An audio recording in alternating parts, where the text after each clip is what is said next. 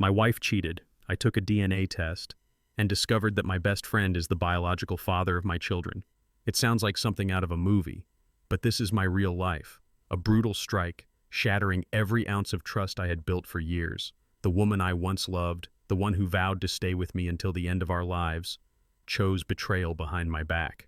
The man I once called a brother, the friend I raised a glass with, the one who shared my struggles, turned out to be laughing at me, stealing the family I thought was mine. Holding that DNA result in my hands, my chest tore apart. Everything suddenly felt meaningless. Who am I in this house? Am I still a father? Or just a stand-in for a cruel play that lasted more than a decade? I know there are many men out there carrying the same pain but staying silent. Today, I share my story. If you've ever lost trust, if you've ever been betrayed, stay with me until the end. When I first married Linda, I thought I had won the lottery of life. She was beautiful, kind, and in those early years we seemed unstoppable. We built a home together, shared late-night talks about dreams, and laughed over small things like burnt pancakes or broken furniture we tried to fix ourselves. I held her hand through storms, and she held mine when I lost my job and had to start over. Those memories of loyalty and warmth still burn in me, almost mocking me now. It's strange how happiness can become a weapon in hindsight. What once made me smile now twists like a knife. I used to believe that marriage meant forever, that vows spoken before family and God could never be broken. Looking back on those first days, I can't help but ask, where did it go wrong? How did that woman, once my partner in everything, turn into someone I couldn't recognize anymore? On our wedding day, Linda looked like an angel. I can still see her walking down the aisle, her white dress catching the sunlight, her smile filling the room. People whispered how lucky I was, and I believed them. She whispered vows to me, promising love and faithfulness until death. I remember gripping her hands and making the same promise back, certain there could never be a force strong enough to break us apart. That day felt eternal. Our laughter, our kiss, our dance to the first song we chose together. Friends clapped, my parents cried, and for a moment I thought life had given me the perfect gift. Rick, my best friend, stood right beside me as best man, cheering louder than anyone else. He raised his glass and toasted our future, and I trusted every word. If only I had known then that the man smiling at me that day was also the man who would later steal everything I held dear. Rick and I went back decades. He wasn't just a friend, he was like a brother. We grew up playing ball in the same dusty field, learning to drive on the same back roads, even joining the same college fraternity. He was there when I bought my first car, when I buried my father, when I became a husband. Standing beside me at the wedding, Rick looked proud, loyal, solid, the kind of friend you'd trust with your life. And I did. I told him things I never told anyone else. We fished together on quiet weekends, shared cheap beers on the porch, and laughed at our own dumb jokes until the sun came up. When Linda and I argued, he told me to calm down and treat her better. I thought he was protecting my marriage. In reality, he was protecting his secret. Looking back now, I see the irony. The man I trusted most, the man I thought was helping me keep my marriage strong, was the very one tearing it apart. There was a time when I thought Rick and I were unbreakable. We had stories, 1,000 of them, from nights of fishing to fixing cars in the driveway. We'd sit with rods in our hands waiting for a catch, and he'd tell me I was lucky to have Linda. I believed him. Over a cold beer, he would slap me on the back and say, "We're family, brother, always." That phrase stuck with me. I introduced him to my kids as Uncle Rick, and he wore that title proudly. Birthdays, barbecues, even Christmas morning, he was there. My children adored him, my wife welcomed him, and I thought I was blessed with the kind of friendship most men never find. That bond felt sacred. But now those same memories cut deep. Every laugh, every cheer, every late-night story, what was real and what was a lie. When trust is broken, even the sweetest memories turn bitter, and mine turned overnight. It all started with a text message. I wasn't snooping. Linda had left her phone on the counter, buzzing late at night. Normally, I never checked her phone, but something told me to pick it up. The message was short, almost ordinary, yet wrong. "Can't wait to see you again." No name, no context. My heart sank. She brushed it off, said it was a coworker, some misunderstanding. I wanted to believe her, so I let it go. But something inside me shifted that night. A seed of doubt was planted, and once planted, doubt grows like weeds.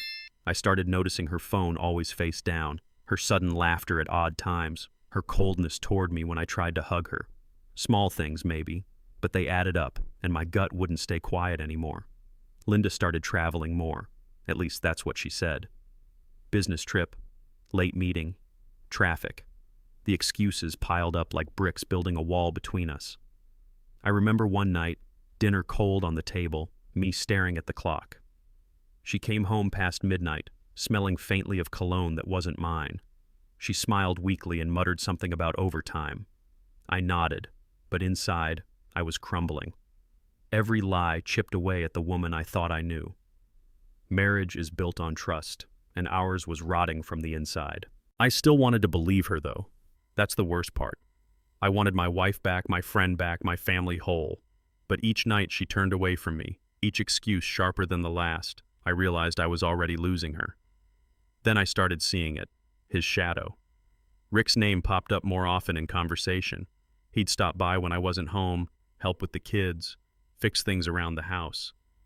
At first I thought he was being kind, filling in when I was busy, but patterns emerged. He was always there when Linda had her meetings. He showed up too often, stayed too long, laughed too easily with her. One evening I parked down the street just watching, and there it was. Rick walking out of my house, adjusting his shirt, his face a little too relaxed. My stomach turned. Still, I told myself I was imagining it. How could my brother, my best friend, betray me like this? But denial only lasts so long. The evidence was right in front of me, and it was crushing. My heart screamed the truth, but my mind refused to accept it. The betrayal was too much, too ugly, too final. I lay awake at night, staring at the ceiling, trying to convince myself I was wrong. Maybe it was just coincidence. Maybe I was paranoid. Maybe love and friendship weren't lies after all. But deep down, I knew. I saw the way she looked at him, the way he lingered near her. And every time my children laughed, calling him Uncle Rick, the knife twisted deeper. Was I raising another man's children? Was my whole life a lie? I couldn't bring myself to say it out loud. To admit it would mean everything I built, my marriage, my friendships, my fatherhood, might crumble to dust. And I wasn't ready for that. Not yet. Finally, I broke. I needed the truth, no matter how painful. I took the children for a DNA test. The nurse was kind, but I could barely meet her eyes as she swabbed their cheeks. My hands shook the entire time. On the drive home, I stared at them in the rearview mirror, wondering if I had been blind for years. Waiting for the results was torture. Every second felt like a countdown to the end of my world. When the envelope finally came, I sat alone in my office, staring at it like it was a bomb. My heart pounded, sweat dripping from my forehead. With trembling fingers, I opened it, and in that moment my entire life split in two, before the truth and after. I sat at my desk with the envelope in my hands, and my heart was pounding so hard I could hear it in my ears. The room felt smaller, the walls pressing in on me. My fingers trembled as I slid the paper out, the sound of tearing paper echoing louder than it should. I had imagined this moment 100 times, but nothing could prepare me for the reality of holding the truth in my hands. Every nerve in my body was on edge, like waiting for a judge to read out a sentence. My whole life, my marriage, my fatherhood, my friendships, rested on what was written on that single page. As I unfolded the paper, I caught myself whispering a silent prayer, not even sure who I was praying to. My eyes scanned down to the results, my breath caught in my throat, and in that instant, I knew nothing would ever be the same again. No match. Just 2 words printed in plain black ink, but they hit harder than any punch I had ever taken. My chest tightened as though the air had been sucked out of the room. I read it again and again, hoping my eyes were tricking me, but the words never changed. No match. My hands went numb, and I nearly dropped the page. I had braced myself for bad news, but there's no bracing for this kind of truth. It wasn't just a number or a medical result. It was a verdict. Those words carried the weight of betrayal, the collapse of trust, the undoing of years. A piece of paper, simple and clinical, had just rewired my entire identity. No matter how many times I blinked, no matter how much I wanted to deny it, The truth stared back at me. My life had just been split wide open by two words that no man ever wants to read. The words settled in, heavy and cruel. My children were not mine. For years I had kissed their scraped knees, cheered from the bleachers, tucked them into bed with bedtime stories. I had carried them on my shoulders, taught them how to throw a ball, wiped away their tears. All those moments came rushing back, now tainted by the knowledge that biologically they belonged to another man. I felt robbed of fatherhood, robbed of truth, robbed of the right to know whose children I was raising. Yet as the reality struck, I also felt torn, because in my heart, they were still mine. Blood might define biology, but love had defined our bond. Still, betrayal doesn't ask if you're ready. It just knocks you down and leaves you gasping. The cruel irony was that the man who had stolen that bond from me wasn't a stranger. It was Rick, the very friend I trusted with my life. In that moment, my world collapsed into a single sheet of paper. Everything I thought I knew about my life, my family, my marriage, it crumbled like sand slipping through my fingers. I had always believed betrayal came in small cuts, little lies that could be mended. But this wasn't a cut. This was an explosion. I sat there staring blankly at the walls of my office, feeling like a man who had lost his entire home to fire, left standing in the ashes. The laughter of my kids echoed in my memory, but now it sounded distant, hollow. Linda's promises, Rick's loyalty, every memory we shared, now looked different through this lens of truth. I felt like I was floating outside my own body, watching a stranger's life unravel. And the worst part was knowing that there was no going back. The truth had arrived, and it had torn the floor out from under me. I wanted to scream, but nothing came out. My body shook, my jaw clenched, my fists pounded the desk, but no sound escaped me. It was rage, sorrow, and disbelief all tangled together, trapped in my chest. The silence was deafening. The room spun around me, as if the ground itself didn't want to hold me anymore. I pressed my palms against my face, trying to ground myself, but even my own skin felt foreign. In my head, I was shouting questions no one could answer. How long? How many lies? Why me? My silent scream echoed in the emptiness of the room, and the pain twisted deeper because there was no one there to hear it. No one to tell me it was going to be okay. Just me, a piece of paper, and the unbearable truth. When I finally lifted my eyes, they landed on the family photo hanging on the wall, a picture of smiles, laughter, innocence. My wife with her arm wrapped around me, our children in front, the perfect American family. But now, under the harsh light of truth, that picture burned in my vision. It wasn't a memory anymore. It was a lie framed in wood and glass.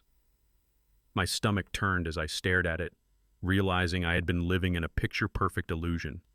Every smile in that photo felt staged, every touch rehearsed. What used to bring me comfort now mocked me. That picture didn't show a family.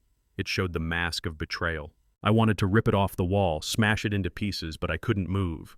I was frozen, staring at the life I thought was mine, now revealed as nothing more than a cruel disguise. Tears finally came, hot and uncontrollable. They streamed down my face, dripping onto the test results in my lap, blurring the words I already knew too well. But with the tears came rage, a rage I had never felt before, raw and consuming. I wanted to break something, to hit something, to unleash the storm boiling inside me.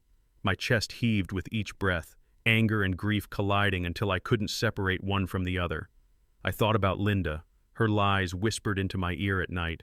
I thought about Rick, the friend who had stabbed me in the back while smiling to my face. The tears blurred my vision, but they didn't weaken me. They fueled me, because with every tear, one truth grew louder inside me. This betrayal would not stay hidden. Suddenly, all the little details made sense, and each one cut deeper than the last. The nights Linda came home late, the way Rick was always nearby, the laughter they shared that I brushed off as harmless. Every suspicious glance, every excuse, every just a friend moment, it was all him. Rick's shadow stretched across every memory, staining them. I saw him in the way my son threw a baseball, in the way my daughter's smile tilted. Small traits I had once thought came from me. Now they mocked me, pointing back to him. It was as if Rick had been standing in my house the whole time, weaving his betrayal into the fabric of my life. And I, blind and trusting, had let him. Why him? Why the man I trusted more than anyone else? The question screamed inside me.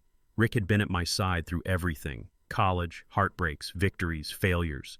He had been family, closer than a brother.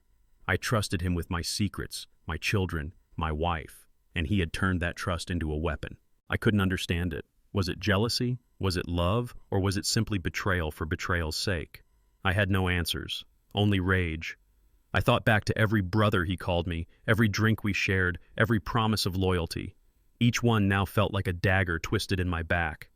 Betrayal hurts most when it comes from the ones closest to you, and Rick had been closer than anyone. I clenched my fists, the paper crumpling in my hand.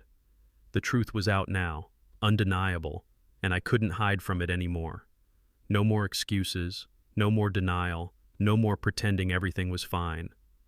My life had been built on lies, and the foundation had collapsed. The only choice left was to face it, to confront Linda, to confront Rick, to confront myself. My knuckles went white as I squeezed tighter, a storm raging inside me, but a resolve beginning to form. This betrayal wasn't going to bury me, it was going to change me. The truth, no matter how devastating, demanded to be faced, and I was ready to face it head on. I drove home with the DNA results still clenched in my hand, the paper wrinkled from the pressure of my grip. Walking through the front door, I felt like a soldier returning from a battlefield, carrying wounds no one could see. Linda was in the kitchen, humming softly as if life was perfectly normal. My chest tightened at the sight. I called her name, my voice low but firm, and told her to sit down. She looked confused, maybe even a little nervous, but she obeyed. I sat across from her at the table where we had shared countless meals, countless conversations. But tonight was different. Tonight, this table wasn't about dinner or laughter. It was about the truth. My heart pounded as I prepared to put down the evidence that would destroy the fragile illusion we had lived in for years. For the first time, I felt the full weight of what I was about to do. Dismantle the life we had built, right there in our own kitchen. I slid the folded paper across the table, my hand trembling slightly but my eyes locked on hers. She looked down, confused, then up at me again, searching my face for clues. I leaned back in my chair, my eyes cold, sharper than she had ever seen before. "Open it," I said. The silence in the room was deafening. She hesitated, almost afraid to touch it, as if the paper might burn her fingers. When she finally opened it, her face drained of color. I didn't need her words. The way her lips parted, the way her breath hitched, told me she already knew what it said. The truth wasn't a surprise to her, it was confirmation. And that, more than anything, cut me deepest. This wasn't news to her. She had lived with this secret for years, letting me play the fool. My glare stayed fixed, demanding an explanation she wasn't ready to give. Her hands shook as she clutched the paper, her eyes darting from the results to me. She opened her mouth, but no sound came out. For a moment, she looked like a child caught in a lie, frozen in fear. I could see her mind racing, trying to find words that could undo what had just been laid bare. But there were no words.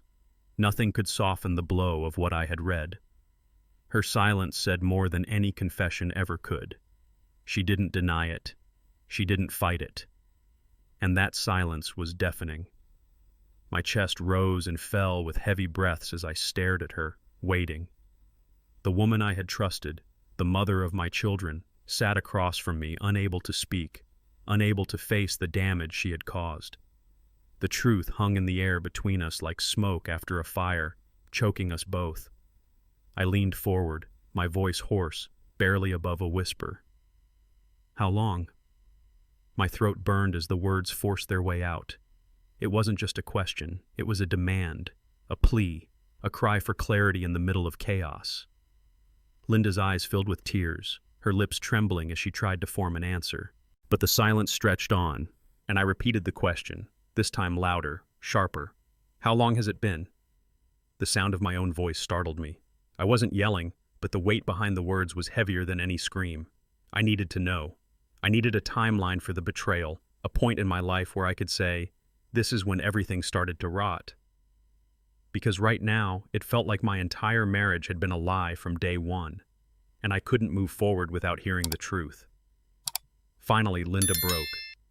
The tears spilled over, her shoulders shaking as sobs escaped her throat. She covered her face with her hands, words tumbling out between gasps but making no sense. I didn't mean...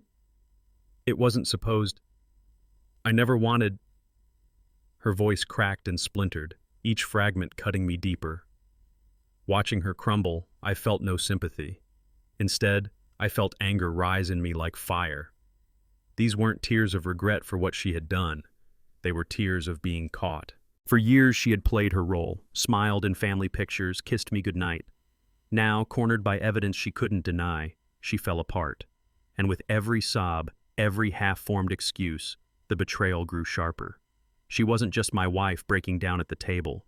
She was the architect of a lie that had stolen years from me. When she finally lowered her hands, I saw it clearly. Fear. Pure, unmistakable fear. Not the fear of losing me, but the fear of facing the truth. Her eyes were wide, darting, desperate for a way out. And in that fear, I saw something else. Admission. She didn't need to say the words. The fear was enough. It told me everything I needed to know. She knew she was guilty. She knew I had been living a lie. She knew I was no longer the man who would protect her secret. In that moment, the power shifted. For years she had held control by hiding the truth. Now the truth was in my hands, and she had nowhere left to run. I leaned back, staring at her, letting the silence drag out. Sometimes silence says more than words ever could. I swallowed hard, steadying myself before I spoke again. Does Rick know? The question hit her like a slap.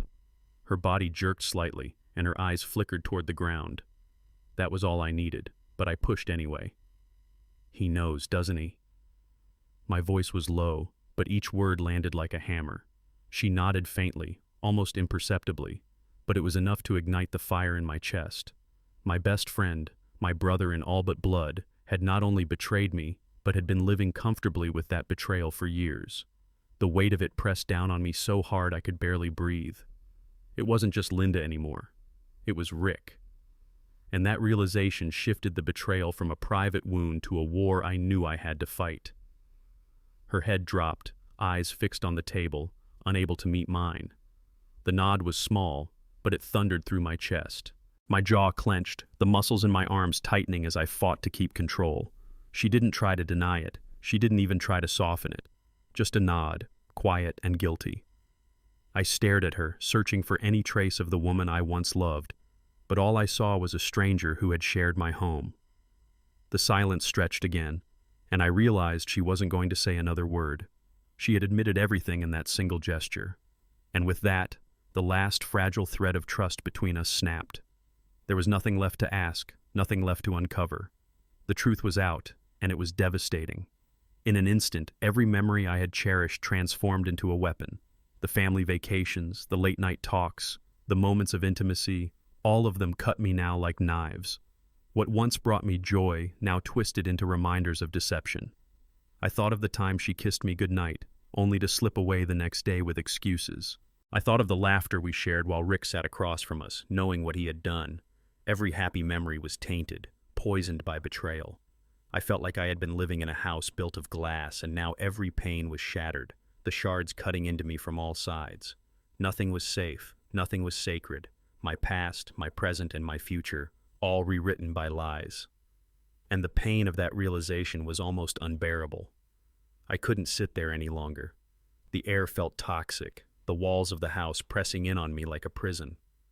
I stood up slowly, my chair scraping against the floor with a sharp sound that echoed through the silence. Linda looked up at me, her face streaked with tears. But I didn't say a word. I didn't yell, didn't curse, didn't demand more answers. I simply turned and walked away.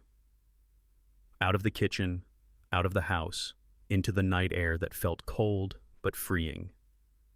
My steps were heavy, but with each one, I felt a strange clarity. The truth had broken me, yes, but it had also set me on a new path.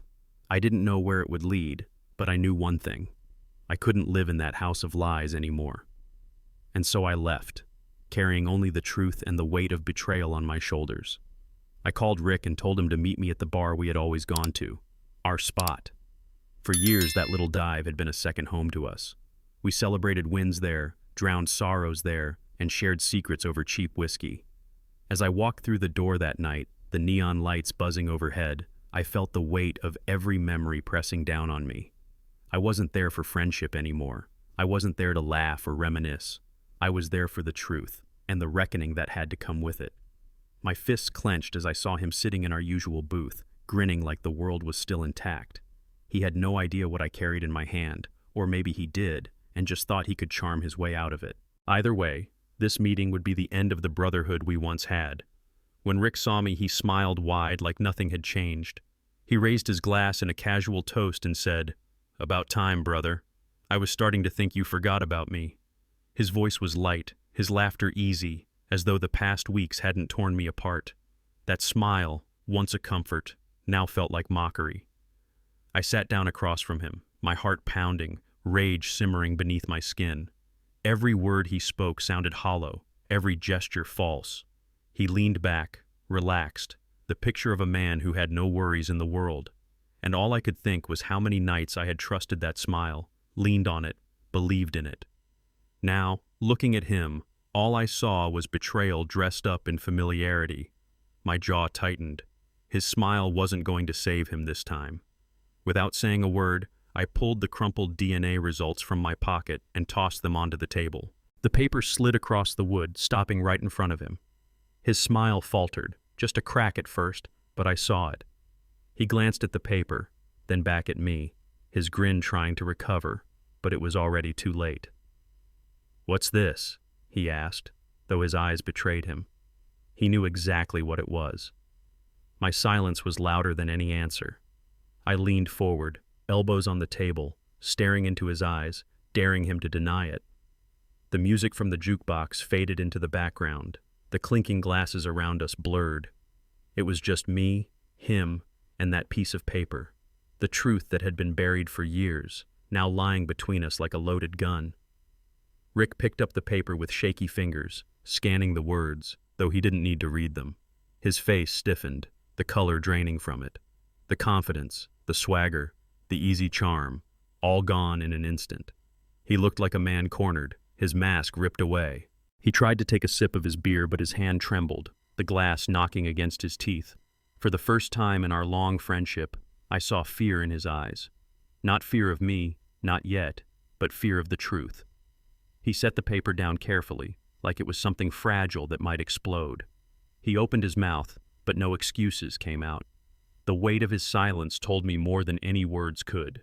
He was guilty, and he knew it. The anger I had been holding back erupted. I slammed my fist against the table, rattling the glasses, and growled through clenched teeth, "You betrayed me!" My voice rose, echoing across the room. Heads turned. Conversations stopped. Every eye in the bar shifted toward us, but I didn't care. My whole world had been shattered, and the man sitting across from me was the one who did it.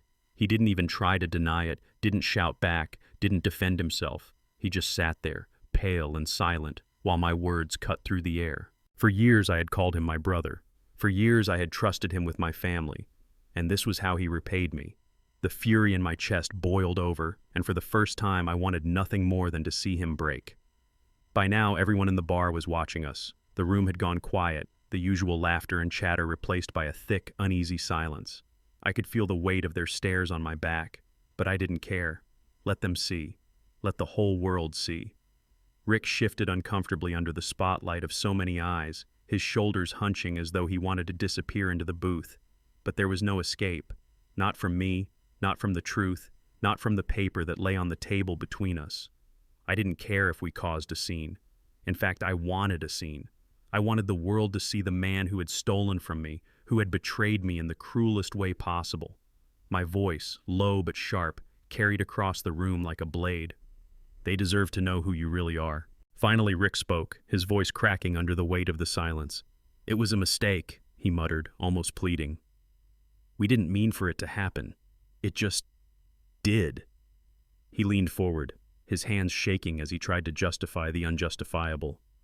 "We were drunk. We were stupid. It wasn't supposed to go this far.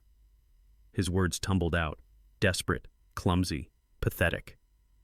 My stomach churned at the sound. A mistake? A mistake doesn't last for years. A mistake doesn't produce children. A mistake doesn't sit in my house, eat at my table, smile at me while stabbing me in the back. His excuses were an insult, a slap in the face. I shook my head slowly, my anger steady, cold, and sharp. "You don't call 10 years of lies a mistake," I said. I leaned closer, my voice low but venomous.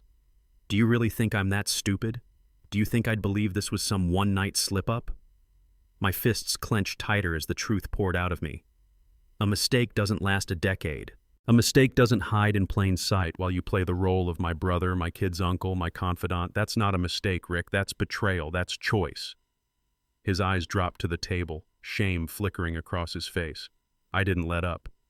Every time you called me brother, every time you raised a glass to me, you knew. You knew what you'd done, and you still smiled. You still let me believe we were family. My voice cracked under the strain of rage and heartbreak. You destroyed everything, and now you want me to believe it was just a mistake? Rick's shoulders slumped, his voice barely above a whisper. "They're mine," he said. "Both of them. The kids. They're mine." The words hit me like a hammer, even though I already knew. Hearing him say it out loud ripped open the wound all over again. The bar seemed to spin around me, the air sucked out of the room. He looked at me, eyes filled with a strange mix of guilt and pride, as if confessing gave him some twisted sense of relief. My blood boiled. My children, the ones I had raised, the ones who called me Dad, were his by blood, and he said it like it was some kind of victory. My hands shook as I clenched them into fists, the rage inside me pushing past the point of no return. Before I even realized what I was doing, my fist connected with his jaw. The sound was sharp, echoing across the bar. His head snapped back, his beer glass toppling over, spilling across the table. Gasps filled the room, chairs scraping as people stood to watch. Pain shot through my knuckles, but it was nothing compared to the storm inside me. That punch wasn't just anger, it was grief, betrayal, years of friendship turned into ashes. Rick stumbled, clutching his face, eyes wide with shock. For once, he had no words, no excuses, no fake smile, just silence. My chest heaved, my hand throbbed, but I felt a strange release. It didn't fix anything, didn't undo the betrayal. But in that moment, with that punch, I finally gave my pain a voice. When I walked back into the house, my 2 kids came running toward me, their little arms wrapped around my waist, clinging to me like I was their safe place. "Daddy!" they shouted, their faces glowing with innocence. For a moment, the storm inside me paused. I bent down, hugging them back, breathing in the scent of their hair, listening to their laughter. It broke me, because no matter what the paper said, no matter whose blood ran in their veins, they were my children. I had raised them. I had been there for every scraped knee, every school project, every bedtime story. And now, holding them, I felt both strength and devastation. Strength, because I loved them unconditionally. Devastation, because the truth hung over us like a shadow, threatening to rip apart everything we knew as family. My heart ached with a pain I couldn't describe. These children were innocent. They hadn't asked to be born into betrayal. They didn't know about secrets, lies, or DNA tests. They just knew me as Dad, the man who tucked them in, who sat in the stands cheering them on, who promised to protect them from the world. And now, the cruel irony was that the danger had come from inside our own home. I looked into their eyes and saw trust, pure and unshaken. How could I take that away from them? How could I let my anger destroy their sense of security? The truth tore me in half. I was both betrayed man and devoted father, and those 2 roles couldn't exist in peace. When my gaze shifted from the children to Linda, the contradiction hit me like a wave. She stood there, red-eyed and trembling, and for a split second, I remembered the woman I had fallen in love with, the woman I had promised to protect and cherish. But right behind that memory came the flood of anger, betrayal, disgust. Love and hate tangled together inside me, fighting for space. How do you hate someone you once would have died for? How do you love someone who has destroyed you? I felt chained to her, bound by years of marriage, by children, by memories, yet repelled by her lies. That moment was the sharpest torment of all, realizing I still loved her, but hating her even more. It didn't take long before the tension started to ripple outward. My parents noticed the silences, the way my smile had vanished. Linda's family noticed too, the arguments behind closed doors, the forced laughter at gatherings. Questions started slipping into conversations. Are you two okay? Is something going on? We brushed them off with weak excuses, but suspicion was growing. Parents know. They always know when something is wrong. I could feel their eyes on me, on Linda, studying us like puzzles missing pieces, and the weight of their silent worry pressed down even harder. I wanted to tell them everything, but shame kept my mouth shut. How do you admit to your parents that your best friend stole your family? Soon, it wasn't just family. Word began to leak. A careless comment, a strange look, and suddenly the neighbors were whispering. At the grocery store, I caught them glancing at me, then quickly turning away. At the kids' school, I heard murmurs, caught fragments of conversations that stopped when I walked by. Small-town gossip spreads like wildfire, and once it starts, there's no putting it out. The betrayal wasn't just mine anymore. It was public. People who once waved from across the street now looked at me with pity or curiosity. My private hell had become neighborhood entertainment, and every whisper felt like another stab to my pride. Day by day, I felt like I was living two lives. In one, I was still dad, reading bedtime stories, packing lunches, hugging my kids like nothing had changed. In the other, I was a man shattered, betrayed, humiliated, stripped of his identity. Balancing those lives was exhausting. How do you smile at your kids when your heart is breaking? How do you stay strong when you feel like a shell of yourself? Every moment was a tug of war inside me. Was I the father who loved his children, or the fool who had been living in someone else's story? The duality tore at my soul, leaving me restless and broken. Linda began to beg. She followed me from room to room, her voice cracked from crying. Please forgive me. Please don't leave. We can fix this. She grabbed my hands, held my face, desperate for me to see the woman she used to be. But every word sounded hollow. She didn't want forgiveness. She wanted escape from consequences. The more she pleaded, the colder I became. Forgiveness wasn't something you begged for. It was something you earned, and she hadn't earned a thing. Her tears didn't erase the years of lies. They only reminded me how easily she could play her part, how many times she had looked me in the eyes and lied. Then came the texts. Rick wouldn't stop. Every day, every night, his name lit up my phone. Let's talk, man. We need to handle this like men. It's not what you think. His words felt like gasoline on a fire. Talk like men? He had stolen my family, betrayed my trust, and now he wanted to sit down and chat? Each message made my blood boil. I blocked him, unblocked him, read the texts again, then blocked him once more. I didn't want his explanations. I wanted his silence. But he refused to give me even that. His constant buzzing reminders kept the wound open, bleeding fresh every time. Isolation set in like a shadow. I couldn't talk to my parents. I didn't want to burden them. I couldn't talk to friends. Most were Rick's friends too. And I sure as hell couldn't talk to Linda, whose words I no longer trusted. So I carried it alone. The weight was unbearable, but I bore it in silence. I became quieter, more withdrawn. People asked if I was okay, and I forced a smile, saying I was just tired. But inside, I was screaming. Loneliness became my closest companion, the only one who truly understood the storm raging in me. And the lonelier I felt, the heavier the anger grew. The nights were the worst. Lying in bed, staring at the ceiling, the silence pressed against me like a heavy blanket. Sleep wouldn't come. Instead, the memories replayed. The vows, the laughs, the lies. My chest tightened as the hours ticked by. Sometimes I would get up, wander the house, pacing like a ghost in my own life. The darkness seemed to whisper the questions I couldn't silence. What now? Who am I? Where do I go from here? Each night felt endless, each sunrise bringing no relief. The betrayal didn't just haunt my days, it swallowed my nights, turning sleep into a stranger I could no longer find. The weight of it all finally pushed me through the doors of a law office. I sat across from the attorney, my hands folded tight, knuckles white. I told him everything, every detail, every betrayal, every sleepless night. The words spilled out like a dam breaking. He listened carefully, his face calm, professional, but his eyes betrayed a quiet sympathy. When I was finished, he leaned back in his chair, tapping his pen against the desk. This wasn't just about broken vows, he said.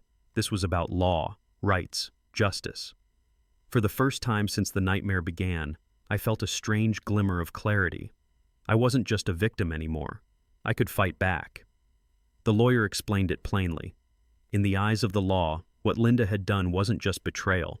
It could be considered marital fraud. Concealment of paternity, years of deception, raising children under false pretenses. He laid out the possibilities: annulment claims, civil suits, even criminal angles if I wanted to pursue them. His tone was steady, almost clinical, but to me it sounded like firepower. Finally, someone had given me language for the injustice I had been carrying. I had the right to fight, to call it what it was: deceit.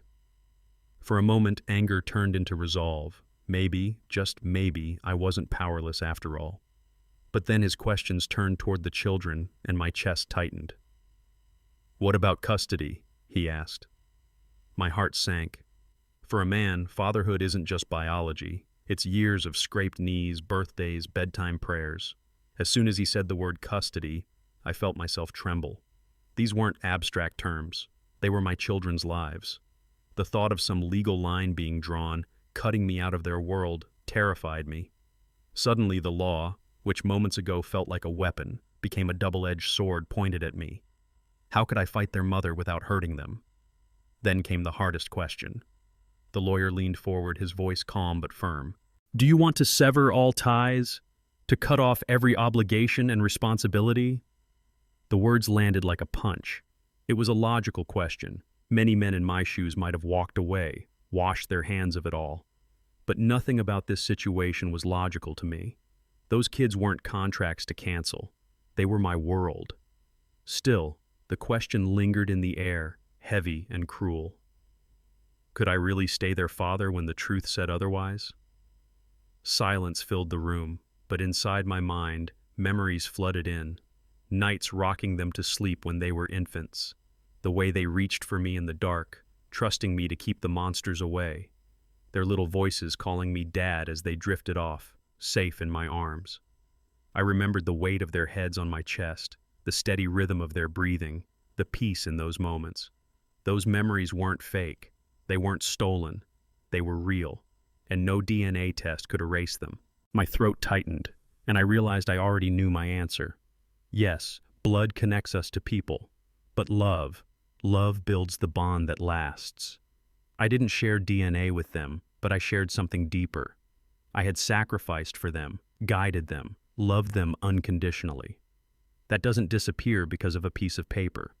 Biology didn't make me their father. Showing up every day did.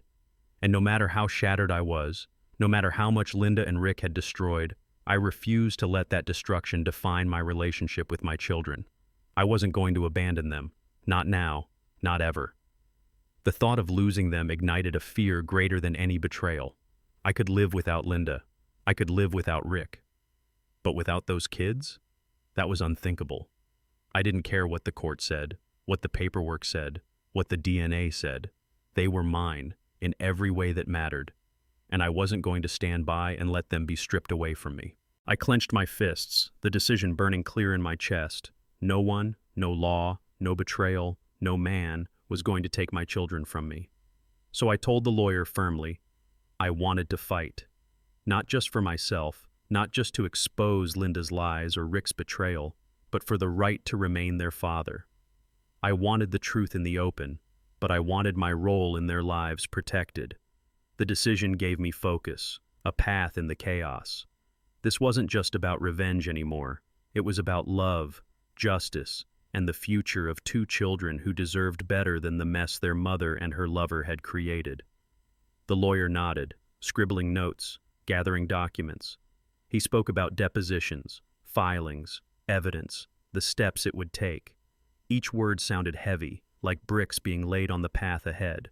I signed papers, handed over records, watched him stack folders that represented the battlefield we were about to enter. He assured me it would be long, brutal, exhausting, but winnable. For the first time in weeks, I felt something I hadn't felt. Purpose. This wasn't the end. This was the beginning of a fight I was ready to face. As I walked out of that office, the autumn air hit me sharp, filling my lungs. My life was still shattered, but I felt a flicker of strength. The war wasn't over.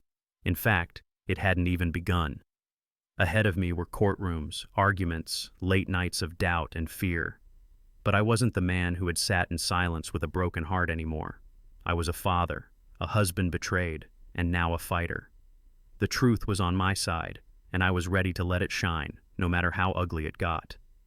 The battle was only beginning, but for the first time, I felt like I could win. The day of the trial arrived, and I felt the weight of every step as I walked into that courtroom. Linda sat at the table across from me, tears streaking her face. She wept openly, clutching tissues, her shoulders trembling as if sorrow alone could wash away years of betrayal. Her cries filled the room, drawing sympathetic glances from strangers, but I knew better. Those tears weren't for what she had done. They were for being caught. Still, watching her cry brought back memories I didn't want, memories of the woman I once trusted. And yet, here we were, facing each other not as husband and wife, but as adversaries in front of the law. Next to her sat Rick. No tears, no shame, no apologies. His face was cold, expressionless, like stone. He didn't fidget, didn't look down, didn't even blink much. He just sat there, arms folded, as if this whole trial was nothing more than an inconvenience. Seeing him like that boiled my blood. For a man who had destroyed so much, he showed no remorse, no regret. That stone face reminded me of every fake smile he'd ever given me, every lie he'd ever told while pretending to be my brother. If Linda was trying to win sympathy, Rick was trying to win by showing he didn't care. But to me, his silence was as loud as a confession. When it was my turn, I stood and told the truth. My voice shook at first, but then it grew stronger with every word. I spoke of our marriage, our home, our children. I told the court about the nights I stayed up waiting for Linda, about the whispers in the neighborhood, about the moment I opened that envelope and my world collapsed. I laid bare the betrayal, the lies, the trust broken beyond repair. As I spoke, I saw faces in the courtroom soften, people realizing this wasn't just gossip or scandal. This was a man, a father, ripped apart by the very people he trusted most. And I wasn't telling my story for pity. I was telling it because the truth deserved to be heard. Then came the moment that froze the room. My lawyer held up the DNA results, reading them aloud. The words were simple, clinical, but they struck like thunder. No biological relation. The silence that followed was suffocating. You could hear the shuffle of papers, the faint hum of the air conditioner, nothing else. Every eye turned toward me, then to Linda, then to Rick. For a few seconds, time seemed to stop. That paper didn't just confirm betrayal, it carved it into stone. And in that silence, the weight of truth became undeniable. Linda bowed her head, unable to meet my eyes. Her sobs grew softer, almost ashamed. Rick, on the other hand, turned his gaze away, staring at the wall, refusing to look at me. Cowards, both of them. They couldn't face me because facing me meant facing the man they had destroyed. My heart pounded, my fists clenched, but I forced myself to remain still. Their silence, their avoidance, was all the confession I needed. They didn't deny it. They couldn't. The truth had already stripped them bare. Then the judge leaned forward, his voice calm but heavy. "What do you want?" he asked. The question echoed in my head, louder than any gavel strike. For weeks I had wrestled with it. Revenge, freedom, custody. My chest tightened as the entire courtroom seemed to lean in, waiting for my answer. This was the moment. Not just for me, but for my children, for the life we would have after the dust settled. My throat felt dry, but I knew exactly what I had to say. I stood taller, looking straight at the judge. My voice came out steady, firm. I want the truth to be known, and I want the right to remain their father. A murmur swept through the courtroom, whispers bouncing from one bench to another. I didn't ask for punishment, didn't ask for money, didn't ask for blood. I asked for what mattered most, my children. The truth was already out in the open. What mattered now was not letting betrayal steal away the only thing pure that came from all this pain. The reaction was immediate. People turned their heads, surprised. Some frowned, some nodded, but everyone seemed caught off guard. In a world where most men might have walked away, I chose to stay. I could feel the shock ripple through the room, but I didn't flinch. Let them be surprised. Let them wonder. They hadn't lived my nights, hadn't felt those small hands clutching mine in the dark. Biology didn't define fatherhood. Love did. And I wasn't about to surrender that love to anyone, not even the truth written on paper. And then, in the midst of the murmurs, my eldest daughter stood. Her little voice, trembling but fierce, filled the courtroom. "Daddy, please don't leave me." Tears streamed down her cheeks, her words cutting through the noise like lightning. My chest caved in. The judge, the lawyers, the audience, they all disappeared in that moment. All I saw was her, my child, begging me not to walk away. It broke me open in a way nothing else had. All the anger, all the rage, melted into one pure truth. I was her father, and I always would be. I rushed to her, pulling her into my arms, holding her as tightly as I could. Tears poured down my face, hot and unstoppable, mixing with hers.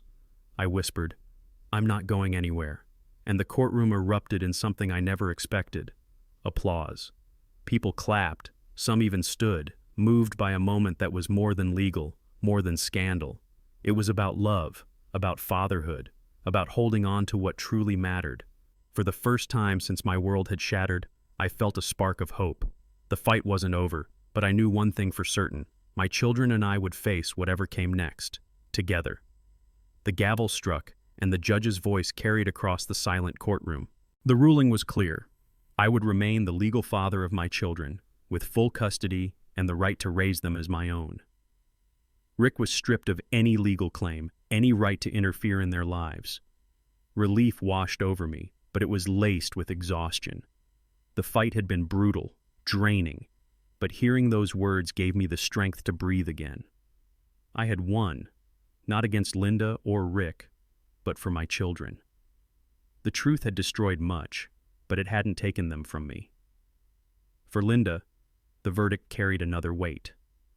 The court recognized her deception for what it was, marital fraud.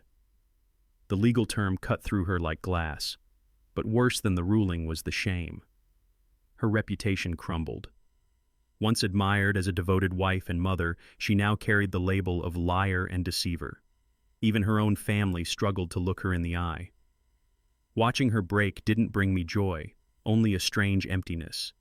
She had chosen her path, and now she bore its consequences.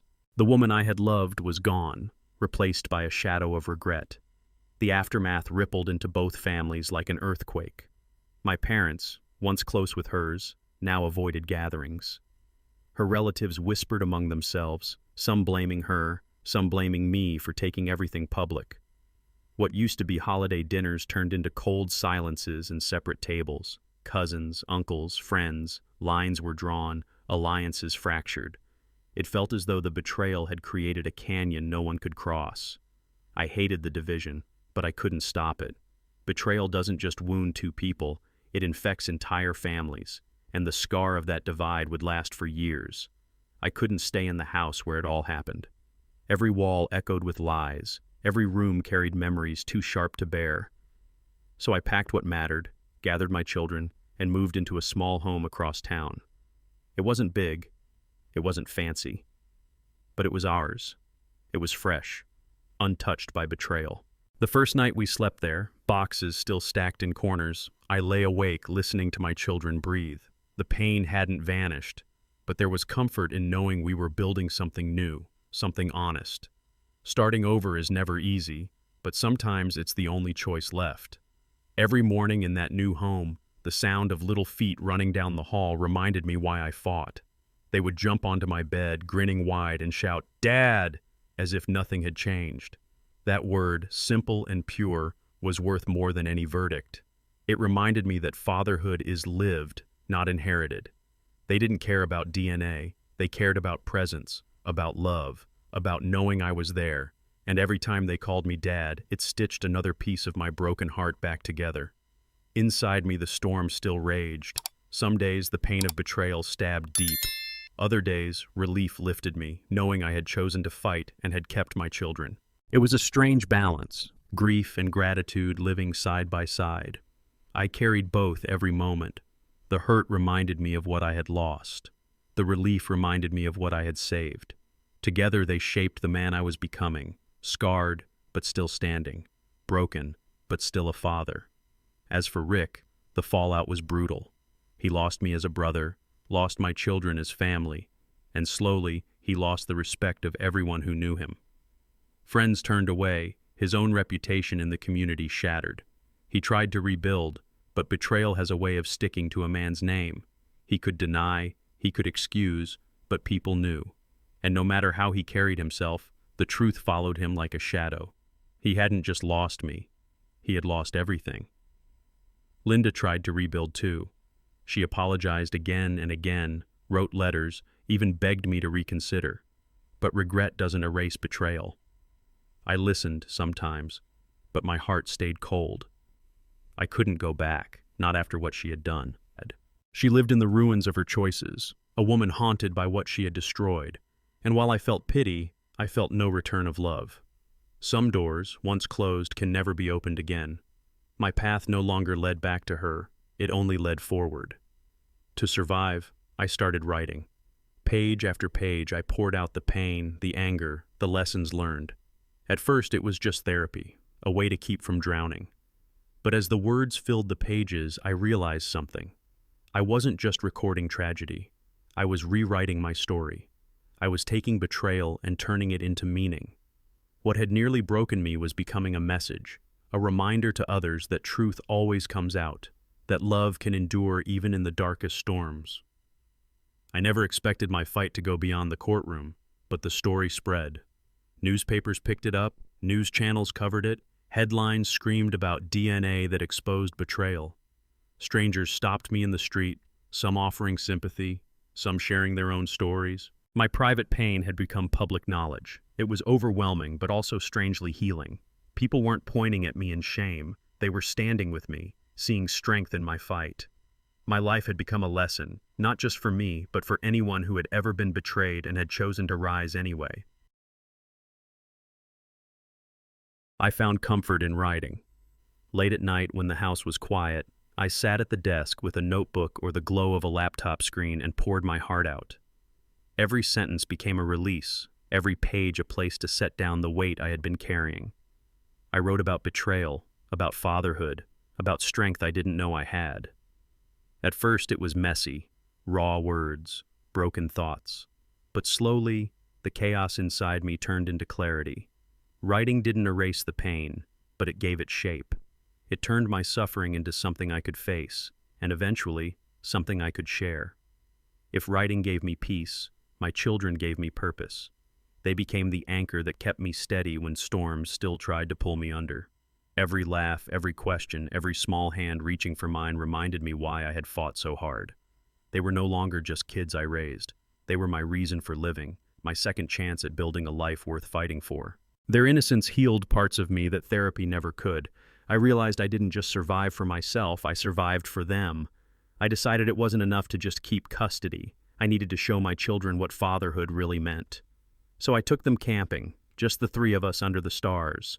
We built a fire, roasted marshmallows, and I taught them how to cast a fishing line into the quiet water. They laughed when I burned the hot dogs, and I laughed too. Laughter that felt real for the first time in years. Those trips weren't about escaping the past. They were about building memories no betrayal could ever touch. I was giving them more than weekends. I was giving them myself, fully and honestly. One morning as we drove back from a camping trip, I caught my reflection in the rearview mirror. I was smiling. Not a forced smile to hide pain, not a polite one to get through the day. A real, honest smile. It startled me at first. I hadn't seen that version of myself in so long. My kids noticed too. "You're happy, Dad," my daughter said softly from the back seat. She was right. For the first time since my life had imploded, I felt light. The smile wasn't just on my face, it was in my soul. Through all of it, one truth became crystal clear. Fatherhood isn't written in blood, it's written in sacrifice, in responsibility, in love that doesn't quit. I had once thought DNA defined me, but looking at my kids, I knew better. Anyone can help create a child, but it takes a man to be a father. And I was their father. Betrayal couldn't take that away. Courts couldn't take that away. Even Rick couldn't take that away. That realization gave me strength, the kind that lasts, the kind that can never be stolen. Over time, new people entered my life. Friends who respected me, who didn't see me as a victim but as a man who stood tall through fire. We met through work, through community events, through unexpected introductions. These weren't drinking buddies or casual acquaintances. They were people who valued honesty, loyalty, and resilience. They listened without judgment, supported without strings attached. After losing so much trust, finding real friendships again felt like discovering gold. And it reminded me that betrayal didn't define everyone. There were still good people in the world. Linda tried again. She reached out, asking for reconciliation, talking about rebuilding what we lost. Her words were soft, her tears familiar, but I didn't bend this time. The door had closed, and I had locked it for good. I told her plainly, forgiveness doesn't always mean reunion. I could forgive for my own peace, but I would never return. She had destroyed the bond we once shared, and no amount of regret could stitch it back together. For the first time, I said no, and meant it. Rick lingered in my mind longer than I wanted, but eventually, even that chapter closed. I stopped checking for his texts, stopped wondering what he was doing, stopped carrying his ghost on my back. He had once been a brother, but now he was nothing more than a lesson. I didn't forgive him, but I no longer let him own space in my heart. Letting go of Rick wasn't about him, it was about freeing myself. Betrayal had chained me to the past. Letting him go was the final act of breaking free. So I turned the page. My life wasn't the same, and it never would be. But with my 2 children walking beside me, I saw a future worth living for. They became my light, guiding me out of the shadows. Every day was still a challenge, but it was ours. A new story, written not by betrayal, but by resilience, hope, and love. I wasn't just surviving anymore. I was living again. And with them, I knew I was exactly where I was meant to be. I once lost everything in a single day: my wife, my best friend, and my trust in the world. Betrayal crushed me, stripped me bare, and left me questioning who I even was. But through the wreckage, one truth stood firm. The bond between a father and his children cannot be broken by lies, by papers, or even by blood. Love and responsibility, that's what makes a family. If you've ever been betrayed, if you've ever felt like the ground disappeared beneath you, I want you to hear this.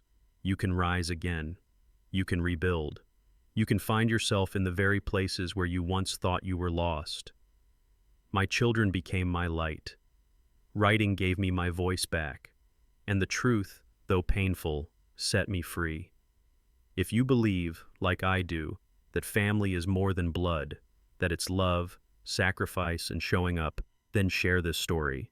And don't forget to subscribe to this channel so we can continue walking through the real journeys life puts before us, together.